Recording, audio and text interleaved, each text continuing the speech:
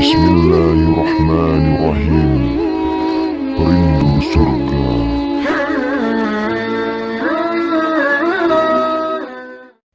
Ya, Bapak Ibu yang dirahmati Allah, yang berikutnya kehadiran Rasulullah SAW juga menjadi isyarat kalau kiamat telah dekat. Beliau menyatakan dalam salah satu hadisnya, "Bu'itsu ana wasa'ah kahatain." Jarak diutusnya aku dengan kiamat seperti telunjuk dan jari tengah. Ini Rasulullah mengibaratkan begini, ini 14 abad yang lalu, 1400 tahun yang lalu. Antara beliau dengan kiamat seperti ini. Hari ini kita mau berkata apa? Antara kita dengan kiamat, kalau saya melipat jari tengah saya, apa sekalian? Kalau jari tengah dilipat berarti tinggal apa Bapak Ibu? Tinggal telunjuk. Kalau sudah telunjuk artinya waspadalah, kiamat telah dekat. Barangkali kitalah generasi di mana tanda-tanda besar kiamat akan datang. Ya, banyak tanda-tanda Rasulullah sampaikan yang menunjukkan kiamat telah dekat.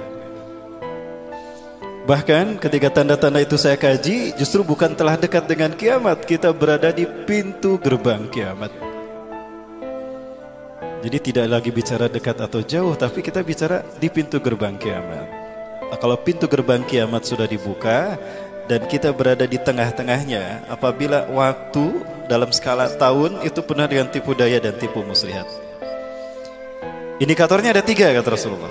Yang pertama, yukadzabu fihas shadiq. Didustakannya orang-orang yang jujur, orang yang berkata benar dibohongi. Bahkan dizolimi, ya dikebiri hak-haknya. Sudah terjadi belum? Sudah. Contohnya jelas sekali bagi kita. Bagi kita PKI ini kan ancaman bagi keutuhan NKRI. Ideologi sesat dan zolim, kejam, fakta-fakta berdarah dalam sejarah lahirnya bangsa ini. PKI menebar teror, ya, yang diancam para ulama, kaum muslimin, karena cuma umat Islam yang tahu kalau mereka ini berbahaya. Ya. Jika ada ulama mengingatkan pemerintah, mengingatkan bangsa ini akan bangkitnya kembali PKI yang berbahaya, kira-kira dia pengkhianat bangsa apa pahlawan bangsa? Dan itu faktanya sudah ada. Dia berjasa tidak sama negara? Harusnya berjasa, faktanya sudah ada. Tapi apa yang terjadi? Bukan PKI-nya yang diusut, malah ulama ini yang ditangkap dan dipenjara. Maka jika ulama-ulama yang lurus, ulama-ulama yang Quran Sunnah, yang cinta tanah air ini malah dibohongi, dituduh anti NKRI, dituduh intoleran, dituduh anti Bhinneka Tunggal Ika, maka para pembohonglah yang akan dibenarkan. Itu yang kedua.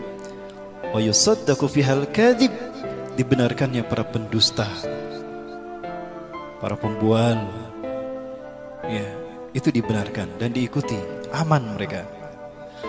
Saya pernah diundang ceramah di sebuah lapas. Yang namanya penjara kan image-nya tempat orang-orang ya buruk lah, orang-orang penjahat ya, sampah masyarakat. Itulah sebutan-sebutan bagi penjara. Saya ketemu sama Presiden PKS ya, ketemu dengan Pak Surya Dharma Ali, mantan Menteri Agama, ketemu sama Andi Malaranggeng, Anas Urbaningrum. Nah, udah pada tahu nih di mana penjaranya. Penjara penuh dengan orang-orang yang soleh, sementara di luar penjara penuh dengan para penipu, pembual, pengkhianat, penzolim dan sebagainya. Dunia sudah terbalik. Ini 2 tanda tadi. Kalau kita berada di pintu gerbang kiamat. Yang ketiga, wa yu'tamanu fil khain. Para pengkhianat, para pendusta diangkat menjadi penguasa, pemimpin satu bangsa. Sudah terjadi belum? 3-tiganya sudah terjadi. Orang jujur didustakan, para pendusta dipercaya, para pengkhianat diangkat menjadi pemimpin satu bangsa. Itu indikator kalau kita berada di pintu gerbang kiamat, bukan dekat lagi dengan kiamat. Baik, bapak sekalian. Nah, itu skalanya tahun. Skalanya tahun. Sekarang Rasul bicaranya skalanya hari. Kalimat awalnya sama. Baina yaday sa'ah, di pintu gerbang kiamat la ayamun, akan muncul hari demi hari yang buruk. Ciri-cirinya apa? 3 juga kata Rasulullah. Yurfa'u fiha al-ilmu, itu yang pertama, diangkatnya ilmu dari muka bumi. Yang kedua, wa yanzilu fiha al-jahlu, banyak turunnya kejahiliahan di mana-mana. Dan yang ketiga, wa yaksuru fiha al-harju, banyak al-haraj di mana-mana.